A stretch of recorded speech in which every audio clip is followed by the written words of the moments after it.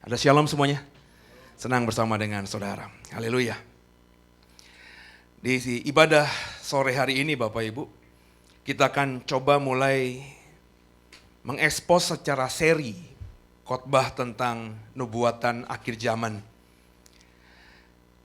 Kita akan mulai dari menggali pesan Tuhan, firman Tuhan tentang ketujuh jemaat yang ada di Asia Kecil zaman itu, yang saya percaya ini juga sangat relevan dalam kehidupan kita di 2018 ini. Mari sama-sama kita buka terlebih dahulu Wahyu pasal 2 Bapak Ibu. Kitab Wahyu pasal 2, ayat yang pertama sampai dengan ayat yang ketujuh. Kita akan baca secara responsoria, berbalas-balasan. Saya akan baca ayat yang ganjil, Ibu Bapak nanti dibantu Pak Prana membaca ayat yang genap. Kita akan baca sampai habis pasal 2 ini ayat yang ketujuh nanti. Perikopnya diberi judul oleh Lembaga Alkitab Indonesia kepada jemaat di Efesus, ayat 1 saya. Tuliskanlah kepada malaikat jemaat di Efesus. Inilah firman dari Dia yang memegang ketujuh bintang itu di tangan kanannya dan berjalan di antara ketujuh kaki dian emas itu. 3, 1 ya. Aku tahu segala pekerjaanmu, baik jerih payahmu maupun ketekunanmu. Aku tahu bahwa engkau tidak dapat sabar terhadap orang-orang jahat, bahwa engkau telah mencobai mereka yang menyebut dirinya rasul. Tetapi yang sebenarnya tidak demikian, bahwa engkau telah mendapati mereka pendusta. Dan engkau tetap sabar menderita oleh karena namaku dan engkau tidak mengenal lelah. Namun demikian aku mencela engkau, karena engkau telah meninggalkan kasihmu yang semula. Sebab itu ingatlah betapa dalamnya engkau telah jatuh. Bertobatlah dan lakukanlah lagi apa yang semula engkau lakukan. Jika tidak demikian, aku akan datang kepadamu dan aku akan mengambil kaki dianmu dari tempatnya jikalau engkau tidak bertobat. Tetapi ini yang ada padamu, yaitu engkau membenci segala perbuatan pengikut-pengikut Nikolaus yang juga kubenci. Siapa bertelinga hendaklah ia mendengarkan apa yang dikatakan Roh kepada jemaat-jemaat. Barang siapa menang, dia akan kuberi makan dari pohon kehidupan yang ada di taman Firdaus Allah. Haleluya. Di sore hari ini, seri pertama kita akan coba mengekspos tentang pesan Tuhan kepada jemaat di Efesus. Kembali Bapak Ibu perhatikan ayat yang pertama pasal kedua tadi. Tuliskanlah kepada jemaat, kepada malaikat jemaat di Efesus. Ada kalimat kepada malaikat jemaat di Efesus.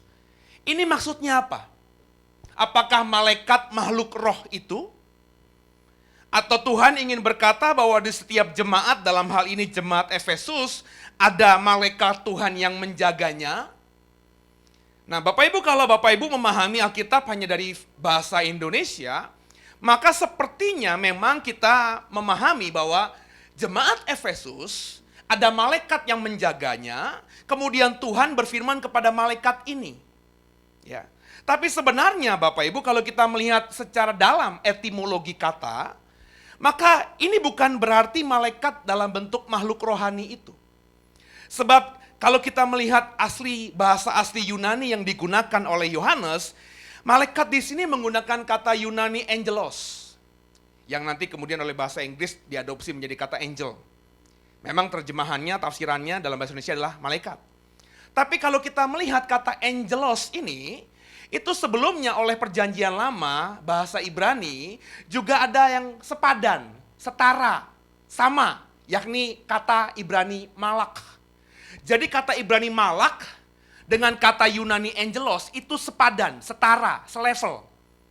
Dan kalau Bapak Ibu memahami bahasa Ibrani dan bahasa Yunani, malak atau angelos itu bukan saja bisa ditafsirkan sebagai malaikat, tapi juga bisa ditafsirkan sebagai utusan, ya, pembantu, itu, ya. Angelos atau malak itu juga bisa diterjemahkan sebagai utusan atau pembantu.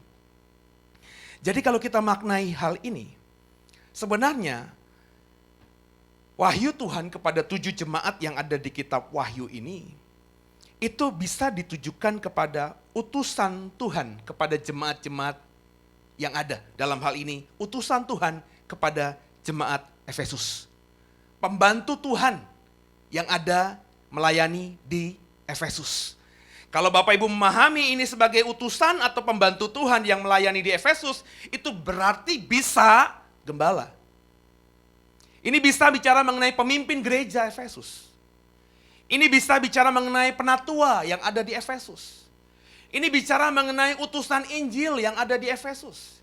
Ini juga bisa bicara mengenai orang-orang percaya yang Tuhan taruh di Efesus untuk bertumbuh di sana dalam iman dan kebenaran. Jadi ini bicara tentang kita, saudara. Ya. Lebih spesifiknya ini bicara mengenai pemimpin gereja. Dan Bapak Ibu, meskipun ini saya tafsirkan surat Tuhan untuk pemimpin gereja Efesus, tapi tidak serta-merta kemudian saudara berkata, loh kalau gitu ini buat yang namanya pendeta aja dong. Buat Pak Seno aja lah, saya mah enggak, saya kan jemaat, enggak bisa begitu. Ya, karena kan seperti minyak di kepala Harun yang kejanggut dan jubahnya turun. Jadi saudara, gembala itu cerminan dari jemaat. Ya, saya berani pastikan gembalanya model A, jemaatnya akan ikut model A.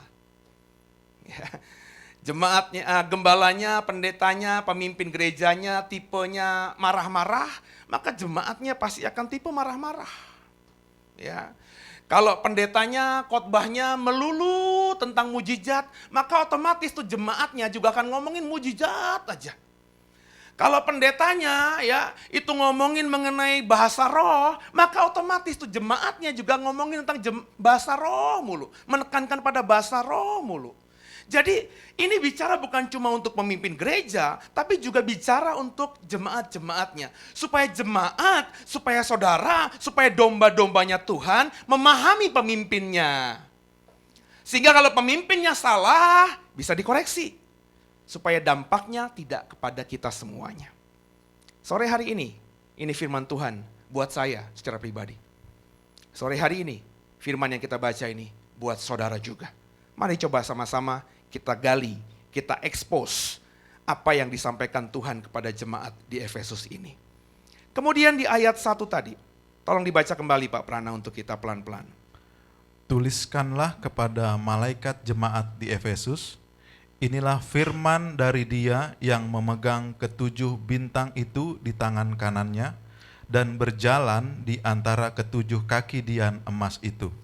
Ada terminologi ketujuh bintang di tangan kanannya.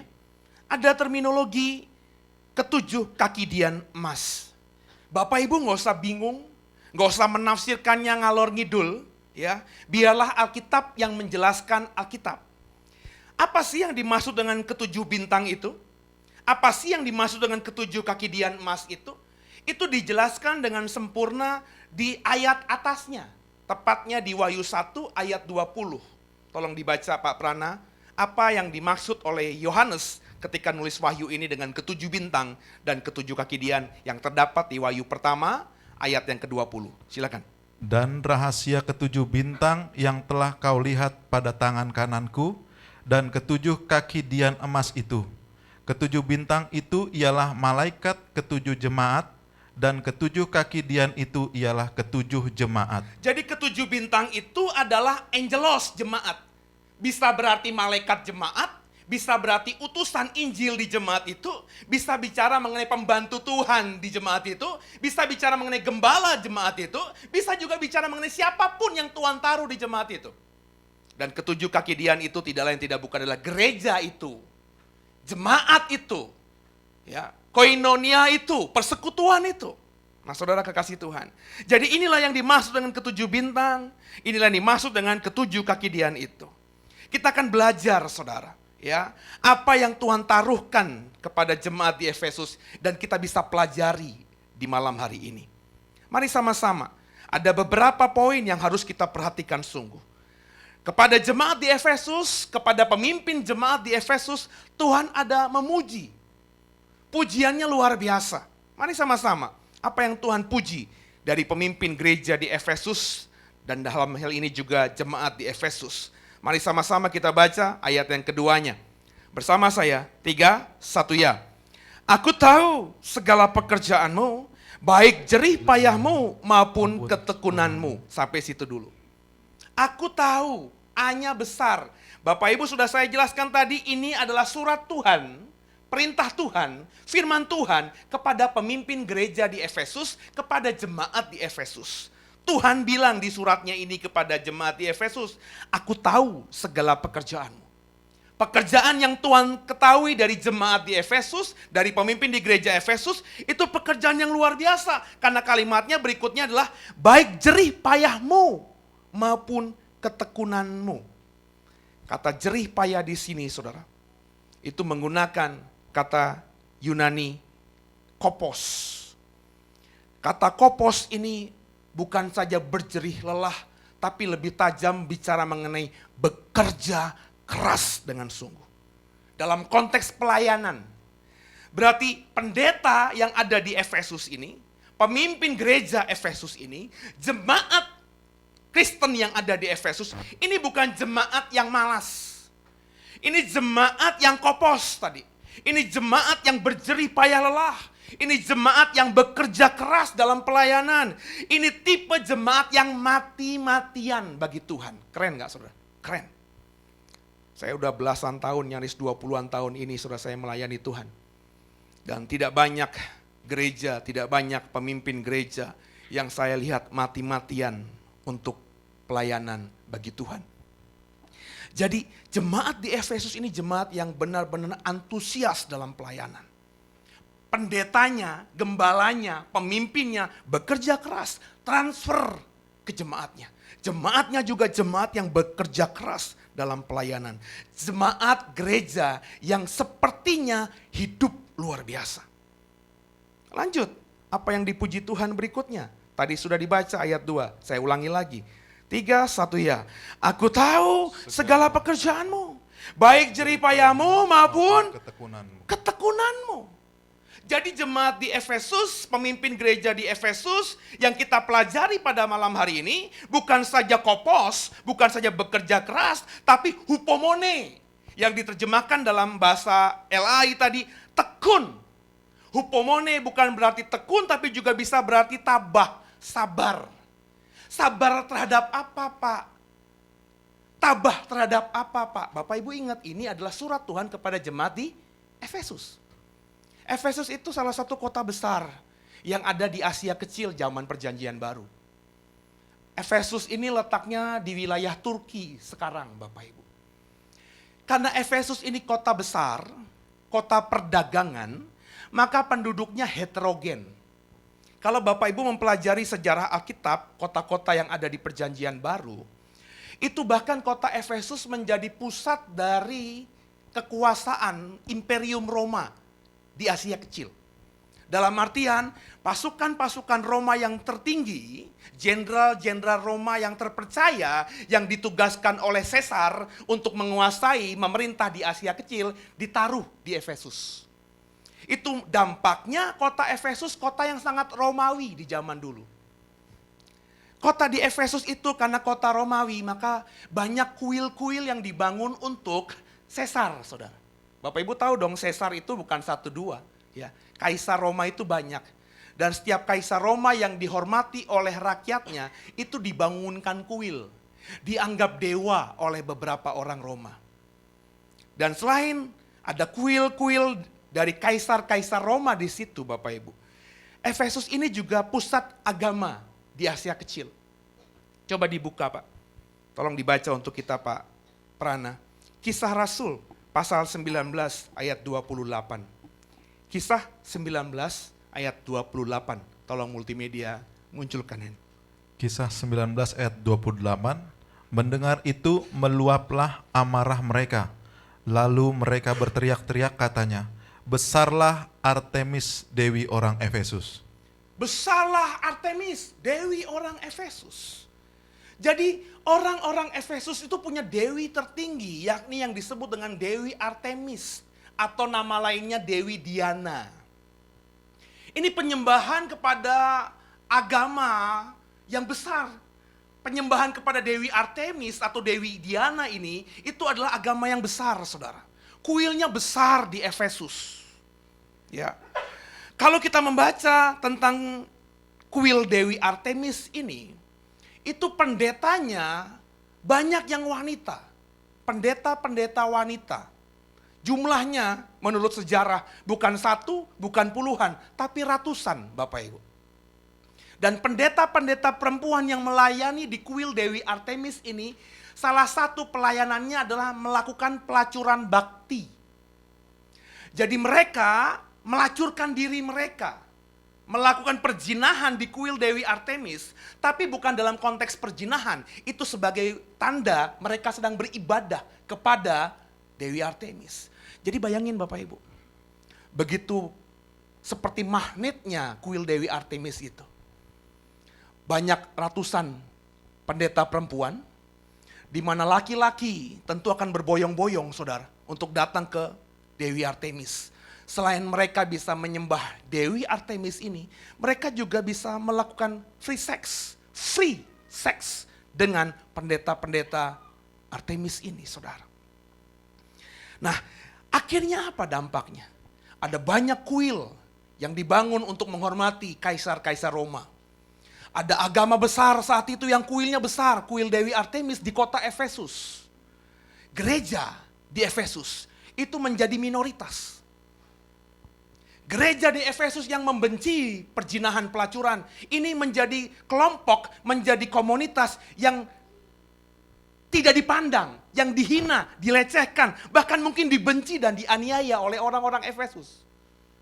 Jadi Bapak Ibu kalau bisa memahami ini, orang-orang Kristen di Efesus nggak enak. Ya, minoritas. Semua agama yang mayoritas menyembah kepada patung. Kaisar Roma dibikin patungnya, disembah di situ. Dewi Artemis dibangun patungnya, disembah di situ. Sedangkan orang-orang Kristen tidak menyembah patung. Orang Kristen dianggap bodoh saat itu. Kenapa? Karena menjadikan orang yang mati di atas kayu salib sebagai Tuhan. Itu saja mereka sudah dilecehkan, dianiaya. Apalagi yang hal lainnya. Sehingga akhirnya kekristenan terhimpit, saudara. Ditekan begitu rupanya. Dibenci oleh orang-orang Efesus. Tapi Alkitab kita dalam hal ini, Tuhan melihat pekerjaan mereka. Mereka, Tuhan katakan tetap hupomone. Punya ketekunan meskipun dibenci, sulit untuk beribadah, dianggap sebelah mata, dianggap menjadi musuh masyarakat. Tapi orang-orang percaya di Efesus tetap tekun, tabah, sabar, hupomone ketika beribadah kepada Tuhan. Ini yang luar biasa. Masih ada lagi saudara yang dipuji oleh Tuhan terhadap gereja di Efesus ini. Kita lanjutkan bacaannya Pak. Tolong dibaca untuk kita semuanya. Kembali ayat 2 dan juga ayat yang ketiga. Aku tahu segala pekerjaanmu, baik jerih payahmu maupun ketekunanmu. Aku tahu bahwa engkau tidak dapat sabar terhadap orang-orang jahat, bahwa engkau telah mencobai mereka yang menyebut dirinya rasul, tetapi yang sebenarnya tidak demikian, bahwa engkau telah mendapati mereka pendusta. Dan engkau tetap sabar dan menderita oleh karena namaku, dan engkau tidak mengenal lelah. Jemaat di Efesus bukannya kopos. Kopos itu apa tadi? Kopos itu bekerja keras dalam pelayanan. Jemaat di Efesus bukan saja hupomone. Apa itu hupomone? Tekun, sabar, dan tabah menghadapi cobaan. Tapi kata Tuhan di ayat 2 tadi, aku tahu bahwa engkau tidak dapat sabar terhadap orang-orang jahat. Nah, orang-orang jahat ini apa maksudnya? Apakah jemaat di Efesus tidak sabar terhadap pencuri? Apakah orang di Efesus tidak sabar terhadap pejinah? Apakah orang Efesus tidak sabar terhadap orang yang memfitnah? Bukan itu, saudara. Orang jahat di sini kalau kita melihat bahasa yang digunakan oleh Alkitab Perjanjian Baru, yakni bahasa Yunani, itu ditekankan, kalau kita lihat konteksnya juga, bahwa yang jahat itu adalah orang-orang yang mengajarkan ajaran palsu. atau nabi-nabi palsu, atau rasul-rasul palsu. Tuhan bilang kepada jemaat di Efesus, aku tahu bahwa engkau tidak dapat sabar terhadap orang-orang yang mengajarkan ajaran-ajaran palsu itu. Yang menyebut dirinya rasul, tapi yang sebenarnya tidak demikian. Bahwa engkau telah mendapati mereka sebagai pendusta. Ini luar biasa loh saudara. Artinya apa? Artinya pemimpin jemaat di Efesus. Artinya apa? Artinya jemaat di Efesus kagak mudah dikadalin sama guru palsu. Kalau Bapak Ibu sepakat dengan saya, berarti sisi yang lainnya kita bisa menilai bahwa pemimpin gereja di Efesus, jemaat di Efesus adalah orang-orang percaya yang punya pemahaman iman yang luar biasa. Sehingga ketika ada guru palsu, ada nabi palsu, ada rasul palsu, ngajarin tentang hal-hal yang palsu, mereka langsung bisa menilai palsu. Dan mereka langsung, Alkitab katakan di ayat 2 tadi, langsung menelanjangi mereka, mendapati bahwa mereka semua adalah pendusta.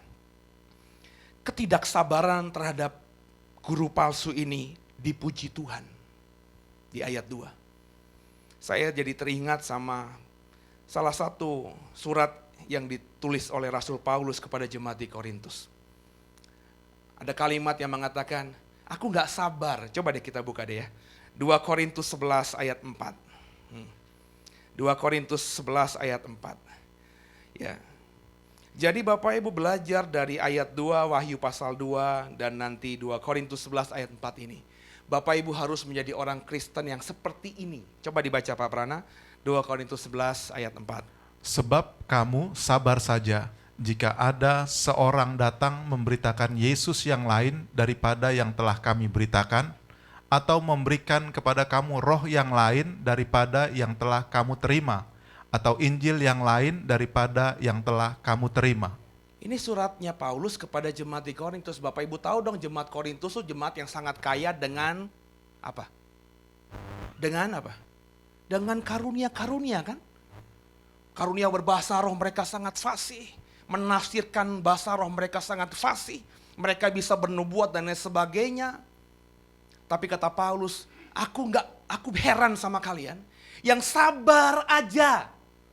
Kalau ada seorang datang memberitakan Yesus yang lain kepada kamu. Kamu sabar saja. Jika ada orang yang datang kepadamu memberitakan roh yang lain daripada yang pernah kamu dengar sebelumnya daripadaku. Jadi saudara, dari sini kita belajar bagaimana kita harus bersikap sebagai orang Kristen. Kalau Bapak Ibu mendengarkan ada orang mengajarkan Yesus yang lain. Kalau Bapak Ibu mendengarkan ada ajaran-ajaran yang kau anggap sesat. Kau tidak bisa bilang, kau tidak bisa memaklumkan, kau tidak bisa menerima mereka begitu saja. Sikap saudara ternyata dinilai oleh Tuhan. Jemaat di Korintus ada guru yang ngajar bahwa Yesus seperti ini. Beda dengan yang diajarkan oleh Paulus. Mereka terima aja. Ada nabi lain ngomong roh yang lain. Bukan Roh Kudus. Tapi mereka terima saja. Paulus bilang, aku heran kamu sabar aja menghadapi semua itu. Tapi tidak dengan jemaat di Efesus. Jemaat di Efesus ketika dengar ada guru yang ngajarin sesuatu yang tidak sesuai dengan iman mereka. Mereka langsung menelanjangi mereka, tanda kutip. Membongkar kedok mereka bahwa mereka semua pendusta. Dan Tuhan puji, aku tahu segala pekerjaanmu. Aku tahu bahwa engkau tidak dapat sabar terhadap orang-orang yang jahat itu. Bagaimana dengan Bapak Ibu dan saya di tempat ini? Apakah Bapak Ibu dapat menilai dengan mudah guru palsu, guru benar, ajaran palsu, ajaran yang benar? Maafkan saya ya. Saya masih berpendapat orang Kristen kebanyakan belum bisa membedakan mana nabi palsu, mana nabi benar, mana ajaran palsu, mana ajaran benar.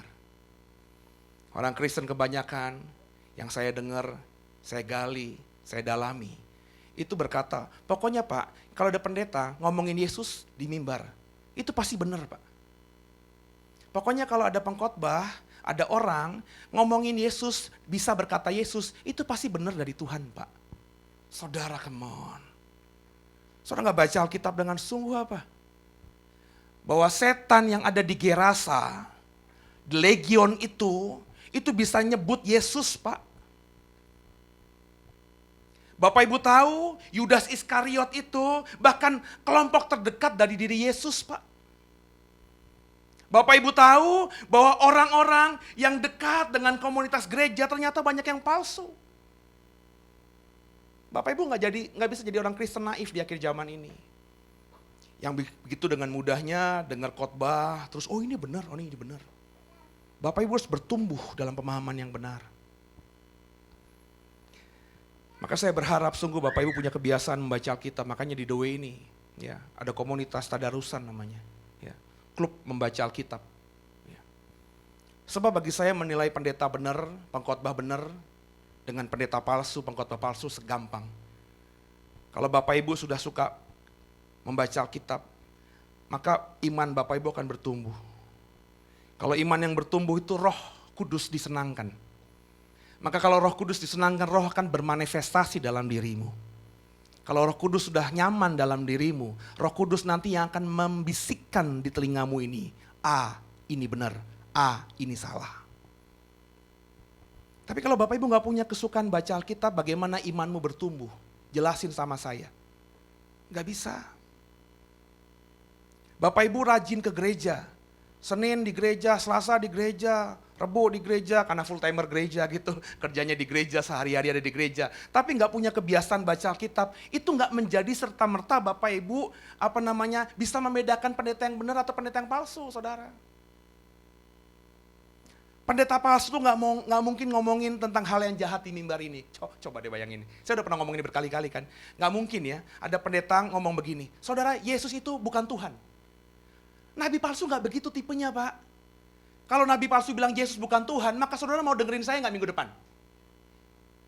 Tolong jawab dong. Kalau saya ngomong ya, Yesus bukan Tuhan. Yesus tuh nggak mati, dia kawin sama Maria Magdalena. Kira-kira nih minggu depan Bapak Ibu masih mau dengerin saya nggak? Enggak lah. Jadi jangan naif menganggap nabi palsu seperti itu. Enggak, nabi palsu itu seperti malaikat, Pak. Setan yang menyerupai malaikat terang. Maka di mimbar ini ngomongnya apa? Shalom saudara, Yesus mengasihimu. Kasih karunia Tuhan penuh atasmu. Yesus baik, dia ngomong begitu, Pak. Sehingga saudara yang lugu akhirnya bilang, oh ini pendeta yang benar. Ngikutin aja. Baru nantinya di suatu waktu kita akan kaget. Ternyata bukan domba, tapi serigala berbulu domba. Ketika Bapak Ibu sudah tahu dia serigala berbulu domba, Bapak Ibu gak punya waktu lagi untuk melarikan diri. Kenapa? Karena di depan saudara, dia akan menerkam saudara habis. Dan saudara akan tertelan oleh pengajaran-pengajaran nabi palsu ini. Maka jemaat di Efesus ini jemaat yang luar biasa bagi saya. Gereja yang mengajarkan pengajaran yang benar. Gereja yang bahkan tidak takut dan bahkan berani menghadapi semua nabi-nabi palsu itu. Gereja yang mengajar tentang doktrin, saudara. Mari sama-sama kita belajar dari kebaikan jemaat di Efesus ini.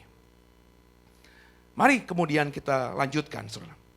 Apalagi yang kita bisa pelajari dari jemaat di Efesus ini. Coba dibaca lagi Pak, ayat yang ketiga. Pasal kedua, kitab Wahyu ini.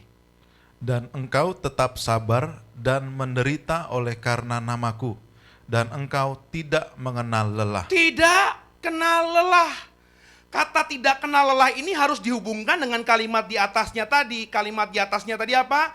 Menderita oleh karena namaku dan engkau tidak mengenal lelah. Jadi jemaat di Efesus sudah menderita karena Yesus. Kenapa menderita Pak Seno? Kan saya sudah bilang tadi. Gereja di Efesus itu gereja minoritas. Ada penyembahan kuil Dewi Artemis di situ. Berarti sebagian besar orang Efesus menyembah Dewi Artemis. Menyukai perjinahan, orang Romawi, orang yang tak bersunat menguasai Efesus. Mereka ditekan begitu rupanya, mereka menderita karena Yesus, tapi Alkitab katakan di ayat 3, Tuhan puji, engkau tidak mengenal lelah. Meski ia dianiaya, pemimpin gereja di Efesus, jemaat di Efesus dianiaya karena Tuhan, tapi mereka terus tidak pantang lelah, tidak kenal lelah dalam melayani Tuhan. Berapa banyak di sini yang sudah dianiaya karena Tuhan, tapi terus melayani Tuhan. Bagaimana dengan kita yang di sini, yang sudah mengalami pencobaan-pencobaan tapi terus mau melayani Tuhan dengan sungguh. Nggak banyak Bapak Ibu, nggak banyak Bapak Ibu.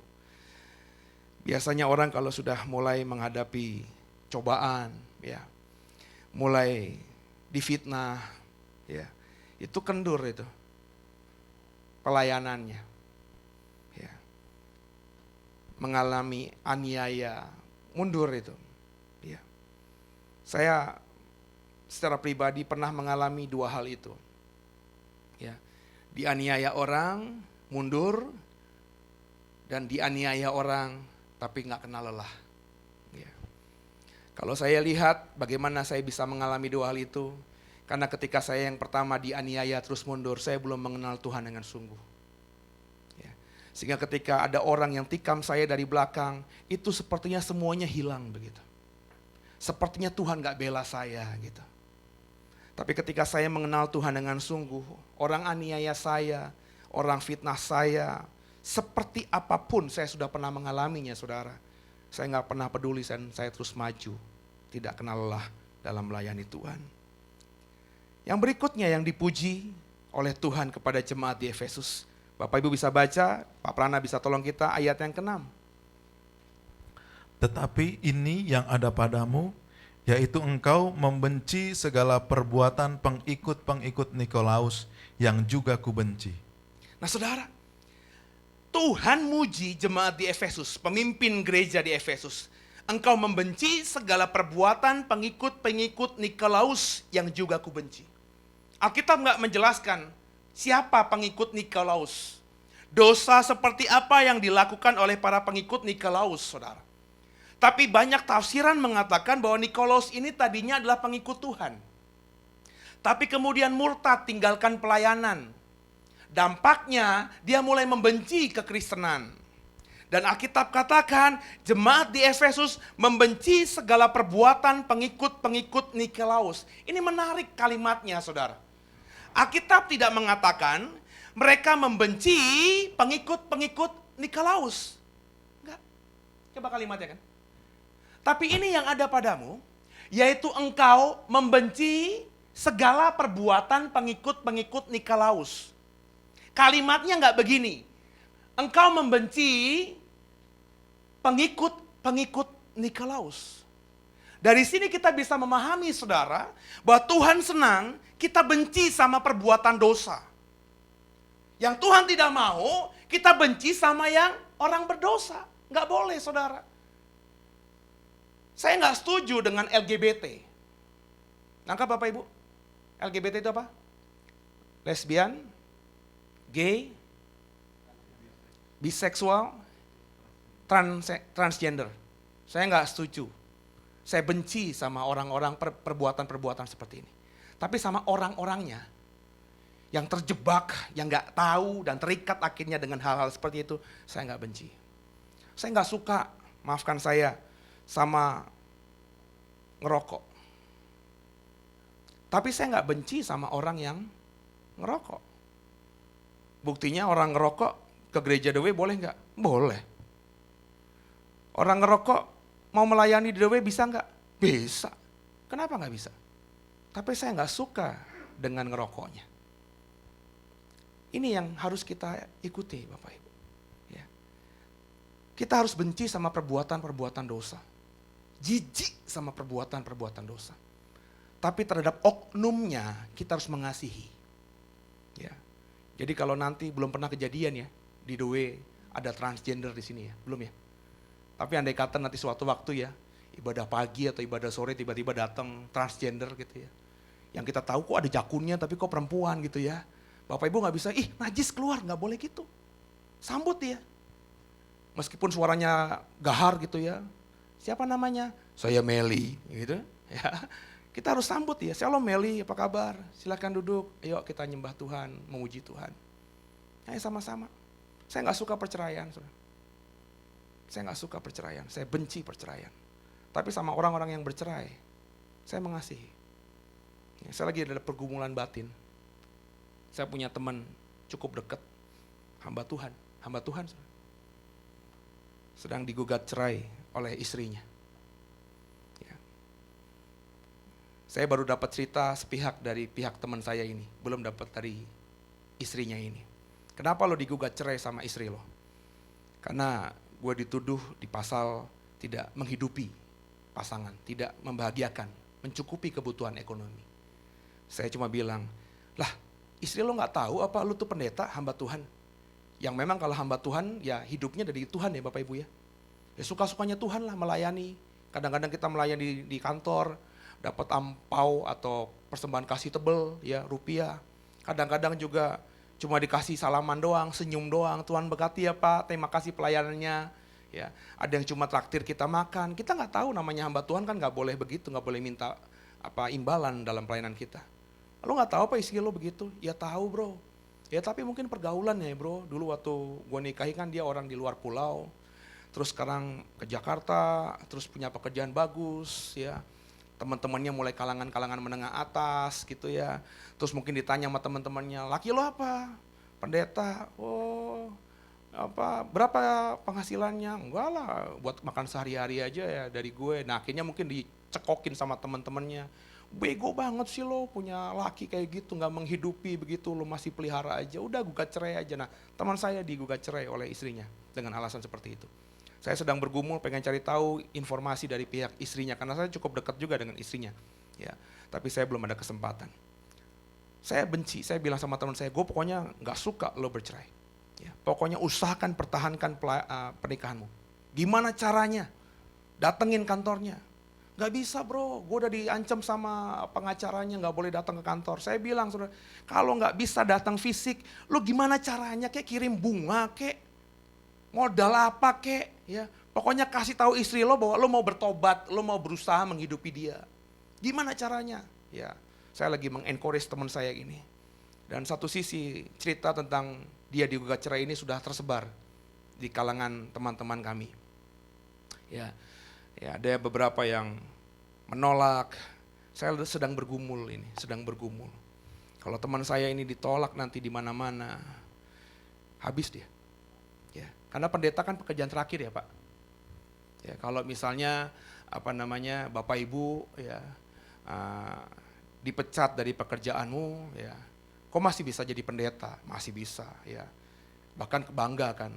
Pendeta Lesmana buka kurung, ex pengusaha apa gitu ya.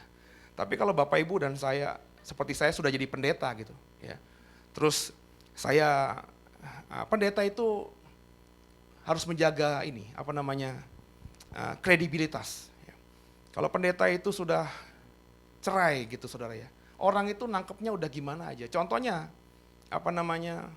pandangan saya terhadap gubernur DKI aja yang sebelumnya itu. Ya, kita tunggu aja, ada yang bilang hoax, tapi saya sangat yakin karena yang munculkan berita di Kompas ya, dan detik.com. Katanya tanggal 31 sidang perdana. Itu pemahaman saya mengaguminya Pak Ahok, karya dia saya kagumi luar biasa. Tapi kalau sampai benar-benar dia bercerai apapun alasannya, saya tidak lagi mengagumi dirinya secara pribadi. Ya. Nah, kredibilitas Pak Ahok kalau benar dia bercerai itu runtuh di mata saya paling tidak, saudara. Ya. Saya seperti itu. Ya. Nah, teman saya mengalami dilema seperti ini. Ya. Saya sedang bergumul. Ya. Saya mau rangkul dia. Sebab kalau dia nanti sampai benar-benar terhilang, saya nggak tahu ya seperti apa. Dirangkul bukan berarti saya ajak ke The Way untuk melayani Tuhan di sini, tapi saya mau jadikan diri saya sebagai sahabat dia untuk memulihkan dirinya. Saya cuma bilang dia begini, kalau lo dituntut cerai, pokoknya jangan sampai keluar kata cerai atau iya di pengadilan. Jadi andai kata nanti pengadilan hakim yang memutuskan, ya biarlah hakim yang memutuskan, tapi sampai palu diketuk, bilang lewat mulut, saya tidak mau bercerai. Nah kalau hakim sudah memutuskan kan sah secara hukum. Terus saya bilang begini sama dia, dan lo harus jaga diri lo, ya tidak menikah lagi sampai mati. Padahal usianya masih muda seperti saya. Nah, itu justru bisa didapat nilai poin. Ya, orang nanti bisa menghargai lo.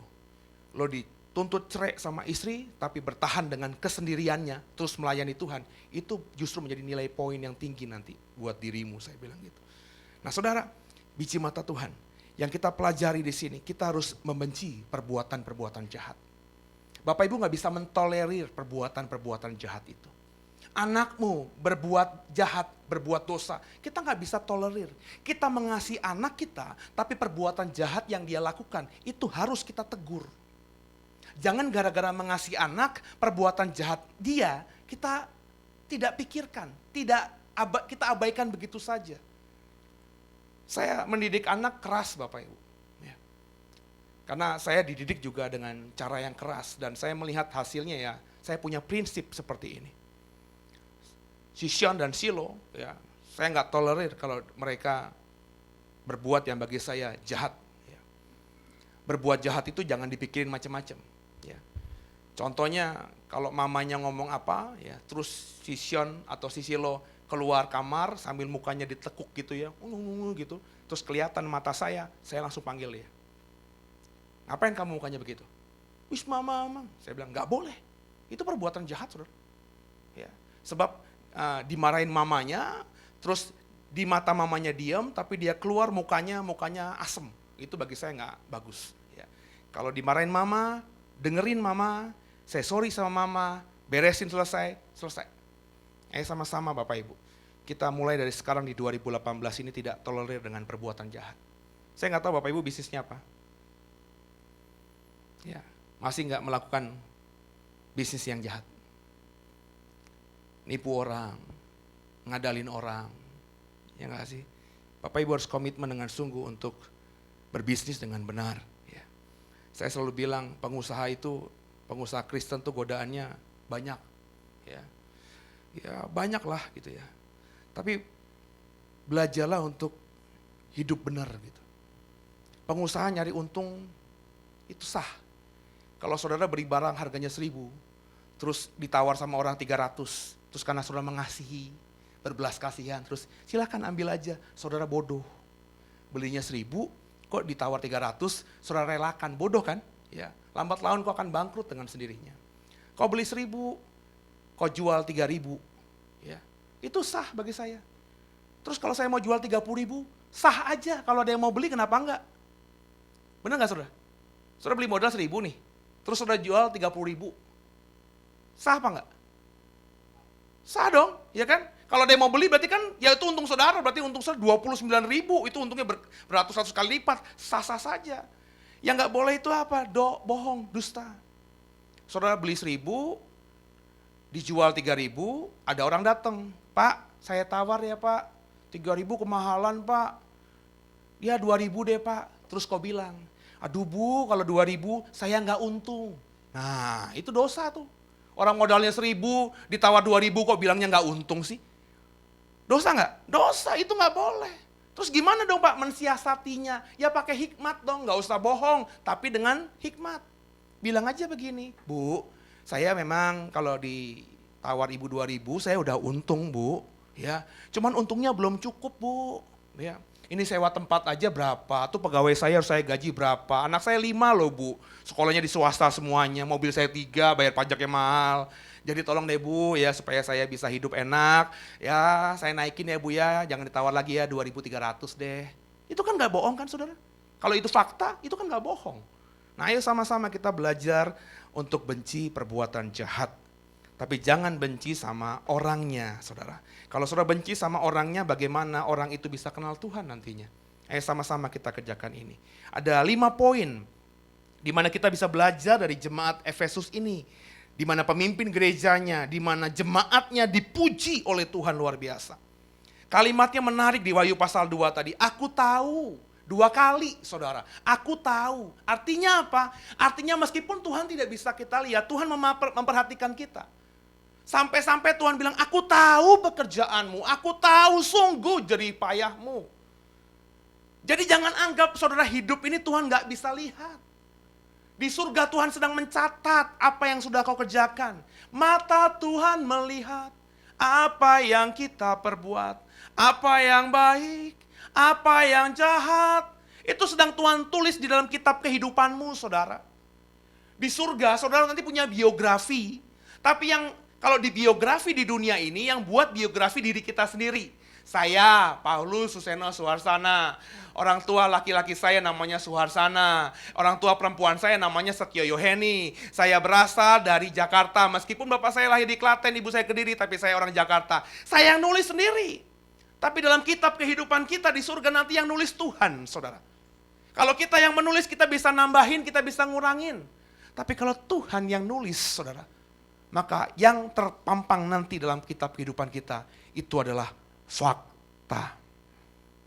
Di 2018 ini, saudara, perhatikan bahwa Tuhan melihat. Jadi meskipun Tuhan memuji, ada 5 poin tadi di mana Tuhan memuji jemaat Efesus. Tapi juga ada yang Tuhan cela, saudara. Ini kita pelajari bersama di malam hari ini. Wahyu pasal 2 ayat yang keempat. Tolong dibaca Pak Prana untuk kita semuanya. Namun demikian aku mencela engkau, karena engkau telah meninggalkan kasihmu yang semula. Bapak Ibu, jemaat Efesus tuh keren banget. Ada nabi palsu, ada rasul palsu, ada ajaran palsu, mau mengusik mereka, mereka bongkar itu. Mereka punya pemahaman teologi yang dalam sekali jemaat Efesus ini, bukan orang Kristen kacangan. Orang Kristen yang teologinya mumpuni, jemaatnya jemaat yang dewasa secara iman. Tapi perhatikan baik-baik ayat 4-nya. Namun demikian, aku hanya besar, Tuhan mencela engkau. Kenapa? Karena engkau telah meninggalkan kasihmu yang mula-mula. Kata kasih di sini menggunakan kata kasih dalam bahasa asli Yunaninya agape. Kasih yang tanpa syarat. Jadi jemaat Efesus meskipun tekun, ya, jemaat di Efesus tadi meskipun bekerja keras, jemaat di Efesus meskipun bisa menelanjangi ajaran-ajaran sesat, jemaat di Efesus meskipun tidak kenal lelah, menderita bagi Kristus, jemaat di Efesus meskipun benci sama perbuatan-perbuatan jahat, tapi Tuhan cela mereka. Kenapa? Kau sudah kehilangan kasih mula-mula. Artinya apa? Mempertahankan kasih mula-mula itu sangat-sangat penting. Bicara mengenai kasih mula-mula itu kasih terhadap siapa sih Pak? Nah Bapak Ibu, saya mau mengajak kita untuk berpikir tentang kasih ini. Ada beberapa ayat. Coba dibaca Pak. 1 Yohanes pasal 4. Surat 1 Yohanes pasal 4. Ayat 20 sampai 21. 1 Yohanes pasal 4 ayat 20 sampai 21. Baca untuk kita semua Pak, tolong Pak. Jikalau seorang berkata, aku mengasihi Allah, dan ia membenci saudaranya, maka ia adalah pendusta. Karena barang siapa tidak mengasihi saudaranya yang dilihatnya, tidak mungkin mengasihi Allah yang tidak dilihatnya. Dan perintah ini kita terima dari Dia, barang siapa mengasihi Allah, ia harus juga mengasihi saudaranya. Jadi ngomongin kasih agape, itu kasih yang seperti mata uang logam, saudara. Nggak bisa terpisahkan. Kalau Bapak Ibu bilang sama saya, Bapak Ibu ngaku sama Tuhan, Tuhan, aku sudah menjadi orang yang penuh dengan kasih. Artinya Bapak Ibu dalam hidup sehari-hari, kau bukan cuma sekedar mengasihi Tuhan, tapi juga mengasihi sesamamu. Sebab Alkitab tadi katakan, bagaimana mungkin kau mengasihi Tuhan, tapi tidak mengasihi sesamamu. Orang yang mengasihi Tuhan, perhatikan baik-baik, ia juga mengasihi saudaranya. Jadi ini sisi mata uang logam yang berbeda. Satu sisi mengasihi Tuhan, satu sisi lagi mengasihi sesamanya. Tapi ini satu kesatuan yang tidak terpisahkan, saudara. Dan Alkitab katakan, aku benci sama jemaat di Efesus. Kenapa? Kamu sudah kehilangan kasih mula-mula. Kasih kepada Tuhan sudah pudar, kasih kepada sesama juga sudah pudar. Coba Bapak Ibu, sudah pernah baca kitab Efesus belum? Sudah pernah baca kitab Kisah Para Rasul belum? Kalau kau baca nanti Kisah Para Rasul tentang jemaat di Efesus, tentang pelayanan Paulus kepada jemaat di Efesus, dan kau baca khusus surat Efesus, Bapak Ibu akan menemukan bahwa jemaat Efesus awalnya itu menggebu-gebu dalam kasihnya kepada Tuhan. Coba ada 2 ayat yang bisa menggambarkan itu. Efesus pasal 6 ayat 24. Efesus pasal 6 ayat 24, tolong baca untuk kita Pak. Kasih karunia menyertai semua orang yang mengasihi Tuhan kita Yesus Kristus dengan kasih yang tidak binasa. Perhatikan baik-baik, ini kalimat salam penutup dari surat Paulus kepada jemaat di Efesus. Kasih karunia menyertai semua orang. Semua orangnya orang di mana? Orang di Efesus. Yang sudah mengasihi Tuhan kita Yesus Kristus dengan kasih yang tidak binasa. Jadi Paulus memuji jemaat Efesus. Kasih karunia Tuhan menyertai kamu yang sudah mengasihi Tuhan Yesus dengan kasih yang tidak binasa. Jadi jemaat di Efesus di mata Paulus sudah mengasihi Tuhan dengan sungguh-sungguh. Mengasihi Tuhan dengan kasih yang tidak binasa itu. Mengasihi Tuhan dengan kasih agape itu. Di awal pembentukan jemaat di Efesus, mereka benar-benar mengasihi Tuhan di atas segala-galanya. Tapi ketika surat Wahyu pasal 2 tentang jemaat Efesus ditulis, Tuhan bilang, aku mencela engkau karena kau sudah kehilangan kasih mula-mula. Yang dulu menggebu-gebu kepada Tuhan, yang dulu mengasihi Tuhan luar biasa. Di zaman kitab Wahyu, jemaat Efesus sudah tidak mengasihi Tuhan dengan sungguh lagi. Coba satu ayat lagi Pak. Efesus 1 ayat 15. Efesus 1 ayat 15. Karena itu, setelah aku mendengar tentang imanmu dalam Tuhan Yesus dan tentang kasihmu terhadap semua orang kudus. Nah, perhatikan baik-baik. Efesus 1 ayat 15, Paulus mencatat, memuji jemaat Efesus bahwa mereka penuh dengan kasih terhadap semua orang kudus. Mereka penuh kasih terhadap semua orang kudus. Mereka mensupport pelayanan orang-orang kudus. Orang-orang kudus ini bisa rasul, bisa utusan Tuhan, bisa juga orang-orang percaya, saudara. Jemaat Efesus jemaat yang berkorban, yang gak hitung-hitungan terhadap orang-orang kudus ini. Tapi dalam kitab Wahyu, aku mencela engkau karena kasihmu kepada orang-orang kudus sudah tidak terlihat lagi. Bapak Ibu biji mata Tuhan, maka penting bagi kita semua di sini untuk menjaga kasih mula-mula kita. Yesus itu kasih, benar ya saudara ya? Maka Bapak Ibu yang mempercayai sang kasih, mestinya hidupmu penuh dengan kasih. Nah, kasih kepada Tuhan ukuran yang paling tahu dirimu sendiri. Saya gak bisa menilai kasihmu kepada Tuhan Palesmana nilainya 8, gak bisa. Pak Prana kasihmu kepada Tuhan 7,5, gak bisa. Sang hakim nanti Tuhan. Tapi paling tidak kita bisa mengukur diri kita sendiri. Sudahkah kita mengasihi Tuhan dengan sungguh? Sudahkah kita mengasihi sesama kita? Paling tidak mengasihi saudara kita. Makanya omong kosong lah. Kalau ada orang bilang hebat, sanggup mengerjakan firman Tuhan dan bilang dia mengasihi tapi sama keluarganya gak akur. Ya. Dan kebanyakan munafik-munafik seperti ini banyak berkeliaran di sekitar kita. Makanya saya tidak membatasi diri saya, saudara. Ya. Saya sadar sekali bagaimana saya harus menjadi contoh dan teladan bagi saudara. Maka saya open aja. Ya. Saya tidak menjaga jarak dengan saudara. Saya bisa ditemui saudara kapan saja. Saya bisa menemui saudara kapan saja. Ya. Kebanyakan orang-orang yang munafik adalah orang-orang yang menjaga dirinya. Ya. Ayo sama-sama kita belajar saudara. Untuk hidup penuh dengan kasih. Pemimpin gereja di Efesus hebat namun kehilangan kasih mula-mula. Mereka terlalu sibuk gitu loh. Ngurusin doktrin-doktrin palsu. Mereka terlalu sibuk berapologet. Ya. Berapologet mempertahankan iman kepercayaan kita itu bagus Bapak Ibu. Ya. Tapi kalau energi kita habis hanya untuk berapologet, itu yang salah. Makanya saya tidak terlalu suka dengan perdebatan agama itu. Ya. Saya gak suka saudara. Itu bukan cara yang biblical bagi saya. Ya. Saya menghargai orang-orang yang melayani pelayanan apologet seperti itu. Berdebat di dunia maya, berdebat dalam seminar-seminar tentang iman kepercayaannya. Tapi saya belajar dari jemaat di Efesus ini. Jemaat di Efesus ini tipikal jemaat dari pemimpin gereja sampai jemaatnya orang-orang yang suka berdebat tentang iman mereka. Mereka mempertahankan iman mereka dengan luar biasa. Mereka bisa menelanjangi guru-guru palsu. Tapi dengarkan, karena energinya habis ke sana, maka kasih mula-mula mereka kepada Tuhan dan kepada sesama mulai pudar. Penting di sini saudara menjaga kasih itu. Kenapa saudara?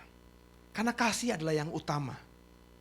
Matius 22 ayat 36 sampai 39. Tolong dibaca untuk kita, Pak. Beberapa ayat ini kita buka supaya saudara memahami bahwa kasih itu yang utama. Matius 22 ayat 36 sampai 39. Guru, hukum manakah yang terutama dalam hukum Taurat? Jawab Yesus kepadanya, kasihilah Tuhan Allahmu dengan segenap hatimu dan dengan segenap jiwamu dan dengan segenap akal budimu. Itulah hukum yang terutama dan yang pertama. Dan hukum yang kedua yang sama dengan itu ialah kasihilah sesamamu manusia seperti dirimu sendiri. Bapak Ibu, ini telanjang banget ini. Ini sederhana sekali saudara. Bahwa dalam hukum Kristen yang tertinggi itu mengasihi Tuhan di atas segala-galanya. Dan mengasihi sesamamu manusia seperti dirimu sendiri. Jadi kau bisa hebat melakukan apapun, tapi kalau hukum yang utama ini nggak dikerjakan, itu miss saudara. Saudara fail sebagai orang percaya. Saudara gagal sebagai orang percaya. Coba satu ayat lagi Pak. 1 Korintus 13 ayat 1 sampai 3. Kenapa kasih itu yang tertinggi saudara? Ini kata Tuhan lewat Paulus kepada jemaat di Korintus. 1 Korintus 13 ayat 1 sampai dengan 3. Sekalipun aku dapat berkata-kata dengan semua bahasa manusia. Hebat dia, menguasai fasih dengan bahasa-bahasa yang ada. Dan bahasa malaikat. Bahkan bahasa malaikat, bahasa roh itu. Tetapi jika aku tidak mempunyai kasih, aku sama dengan gong yang berkumandang dan canang yang gemerincing. Lanjut. Sekalipun aku mempunyai karunia untuk bernubuat. Karunia bernubuat, karunia yang berkhotbah, khotbahnya keren, khotbahnya tajam, khotbahnya penuh karisma. Dan aku mengetahui segala rahasia dan memiliki seluruh pengetahuan. Semua rahasia bahkan pengetahuan aku punya. Dan sekalipun aku memiliki iman yang sempurna untuk memindahkan gunung. Dia punya iman yang bisa memindahkan gunung. Tetapi jika aku tidak mempunyai kasih, aku sama sekali tidak berguna. Lanjut. Dan sekalipun aku membagi-bagikan segala sesuatu yang ada padaku, Ya. bahkan menyerahkan tubuhku untuk dibakar. Ya. Tetapi jika aku tidak mempunyai kasih, sedikit pun tidak ada faedahnya bagiku. Kalau kau nggak punya kasih, semua hal hebat itu tidak ada faedahnya. Bapak Ibu biji mata Tuhan, jemaat di Efesus dengan kehebatan tadi akhirnya dicela Tuhan karena tidak punya lagi kasih. Kasih mula-mula mulai pudar. Ini gambaran juga gereja akhir zaman. Gambaran pendeta-pendeta, pemimpin-pemimpin gereja di akhir zaman. Yang banyak menghabiskan energinya untuk berdebat, untuk mempertahankan iman percayanya, membela imannya begitu rupa, sampai-sampai kasih kepada Tuhan pudar, sampai-sampai kasih kepada sesama tak terpancar. Maka Bapak Ibu, belajar dari jemaat di Efesus ini, dari Wahyu pasal 2 ini. Ayo sama-sama kita kenali para pemimpin di gereja kita masing-masing. Apakah pemimpin di gereja itu masih benar-benar memiliki kasih kepada Tuhan? Artinya apa? Memiliki kerinduan, itu kelihatan dari matanya Bapak Ibu. Itu kelihatan dari auranya. Ketika dia bicara tentang Tuhan, ketika dia bicara tentang Yesus, bagaimana dia itu kelihatan saudara. Sama telanjangnya. Ketika saudara tahu ada orang suka sama kita dulu ketika kita masih belum nikah. Ya, Bapak Ibu tahu nggak? Bu Ren, gue tanya deh. Lo kebaca nggak sebelum Lesmana bilang I love you sama lo ngajakin pacaran, kebaca nggak gayanya dia? Matanya dia, ya nggak sih? Ngelihat lo gimana, gayanya, auranya ketika di deket lo. Kan kerasa saudara. Sama. Ketika saudara melihat saya, ketika saya melihat saudara, saya bisa merasakan, saudara juga mestinya bisa merasakan apakah saya mencintai Tuhan, apakah saudara mencintai Tuhan apa tidak. Dengan apa? Dengan gaya. Dengan aura, ketika kau bicara tentang Yesus, ketika kau bicara tentang Tuhan, ketika kau bicara mengenai firman Tuhan, kelihatan tuh. Ayo sama-sama kita belajar sekarang di malam hari ini, saudara. Agar tidak mengulangi kebodohan jemaat di Efesus.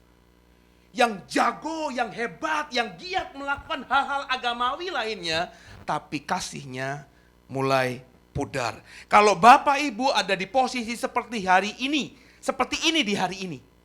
Kasihmu kepada Tuhan, kasihmu kepada sesama mulai pudar. Apa yang harus kita kerjakan? Mari kembali ke Wahyu pasal 2, ayat yang kelima, saudara. Ya. Kalau itu yang terjadi, ini yang harus Bapak Ibu dan saya lakukan. Wahyu pasal 2 ayat yang kelima. Sebab itu ingatlah betapa dalamnya engkau telah jatuh. Bertobatlah dan lakukanlah lagi apa yang semula engkau lakukan.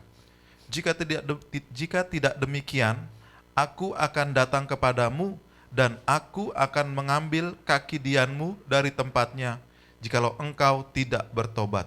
Ya saudara ya. Jadi kalau kita mau benar-benar sungguh-sungguh ya, untuk memiliki kasih yang luar biasa kembali pada hari ini, ya, kita harus bertobat, Alkitab katakan. Ya. Yang kemudian apa? Bukan cuma bertobat, tapi lakukan lagi apa yang semula yang kita lakukan tadi.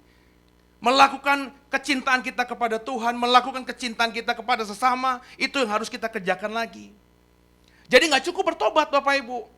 Sebab banyak orang bisa bertobat, ya, tinggalkan dosa, tapi gak bisa kembali kepada kasih mula-mulanya. Yang paling tahu kita mengasihi Tuhan mula-mula, yang pertama kali tahu, yang paling tahu bagaimana Bapak Ibu jatuh cinta sama Tuhan, kan saudara. Saya ketika jatuh cinta sama Tuhan tuh ukurannya gampang.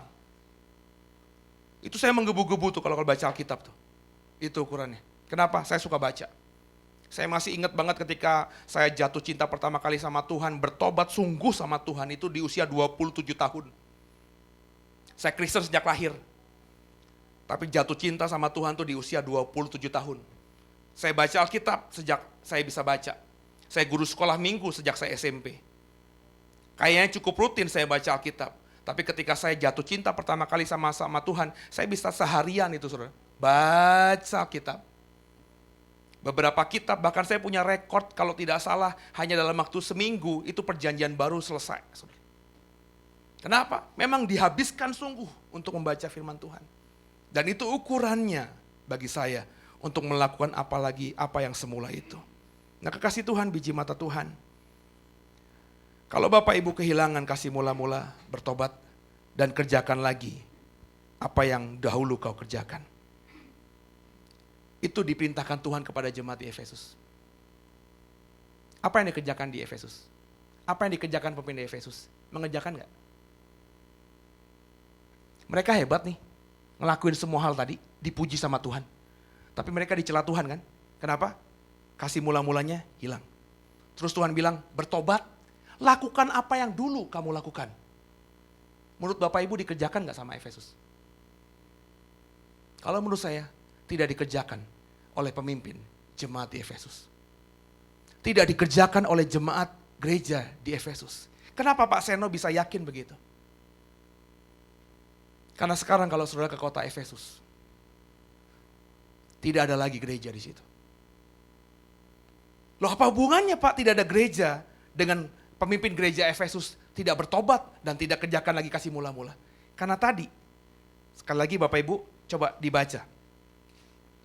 Di ayat yang kelimanya. Pak Prana tolong baca bagi kita. Wahyu 2 ayat kelima. Sebab itu ingatlah betapa dalamnya engkau telah jatuh. Dalam engkau telah jatuh, kata Tuhan. Bertobatlah dan lakukanlah lagi apa yang semula engkau Bertobat, lakukan. lakukan apa yang semula kamu lakukan.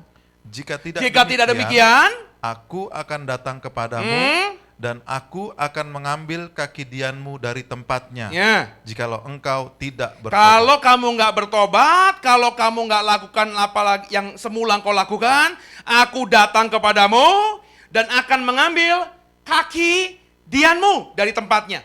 Kalau engkau nggak bertobat. Kaki dian tadi apa? Kaki dian tadi apa? Kalau kita baca Wahyu pasal 1 ayat 20 tadi, kaki dian adalah jemaat atau gereja. Tuhan ngomong kepada pemimpin gereja di Efesus, kamu hebat. Ya, kamu itu ngerjain yang keren-keren. Apa tadi? Kamu tuh kerja keras dalam pelayanan. Kamu itu sabar menghadapi tekanan apapun juga. Kamu tuh nggak sabar dengan yang jahat-jahat itu. Setiap guru-guru palsu kamu bisa telanjangi dengan luar biasa. Kamu keren. Kamu nggak kenal lelah dalam menderita bagi aku. Terus kamu juga benci sama perbuatan-perbuatan jahat. Aku puji kamu, tapi aku cela kamu. Karena kamu kehilangan kasih mula-mula. Bertobat. Kembali lakukan semua yang dulu kamu lakukan. Kalau enggak, aku ambil kaki dianmu. Faktanya di 2018 ini. Kalau Bapak Ibu ke kota Efesus, di Turki sana, nggak ada tuh gereja lah. Bahkan komunitas orang percaya tinggal 1 atau 2 orang saja. Yang ada cuma sisa-sisa gedung gereja. Kalau kita ke sana Bapak Ibu, kita ke Turki, ya, kita melakukan ziarah ke 7 gereja. Itu cuma sisa-sisa bangunan gereja doang. Bangunan gereja di Efesus digali lewat arkeologi ada. Ini loh dulu gereja Efesus itu. Tapi orang Kristennya udah nggak ada.